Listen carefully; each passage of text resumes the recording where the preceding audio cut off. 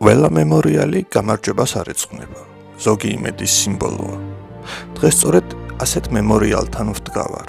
ამიტომაც ქვია ამ ადგილს ლუფტბრუქე, საჰაერო ხიდი. მაგრამ რატომ დგას ის აქ, ტემპელჰოფის ყოფილი აეროპორტის მიმდებარედ?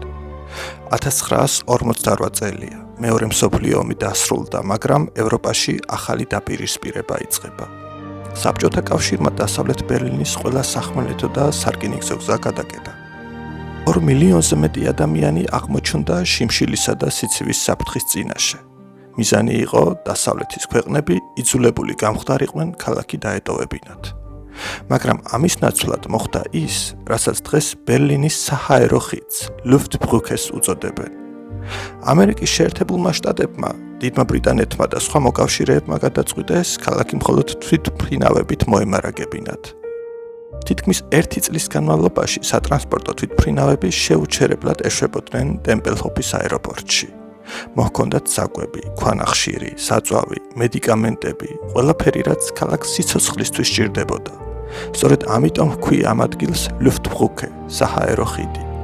დღეს მის პატივსაცემად აღმართულია ეს მემორიალი. ის სამხედრო გამარჯვების ძეგლი არ არის, ის ადამიანების გადარჩენის სიმბოლოა. ამ ისტორიის ყველაზე ემოციური ნაწილი კი ბავშვებს უკავშირდება. ამერიკელმა მფრინავმა გეილ ჰალვორსენმა ტკბილეულის ჩამოყრა დაიწყო. ბერლინელმა ბავშვებმა მას ქიშმიშის ბომბდამშენი, როზინენბომბა შეარქვეს. წლების შემდეგ ჰალვორსენი ამბობდა: საქმე ტკბილეულში არ იყო.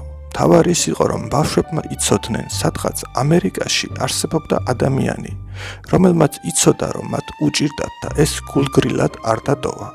ალბათ ამიტომაცაა, რომ ბერლინისთვის საჰაერო ხიდი მხოლოდ ისტორიის ერთი ეპიზოდი არ არის. ეს მემორიალი მხოლოდ წარსულს არ გვახსენებს, ის გვახსენებს, რომ ძალას სხვადასხვა სახე აქვს. ერთ ძალას შეუძლია ქალაქის იზოლაცია, შიმშილის იარაღად ქცევა, მეორეს კი შეუძლია იმავე ციდან იმედი ჩამოიტანოს.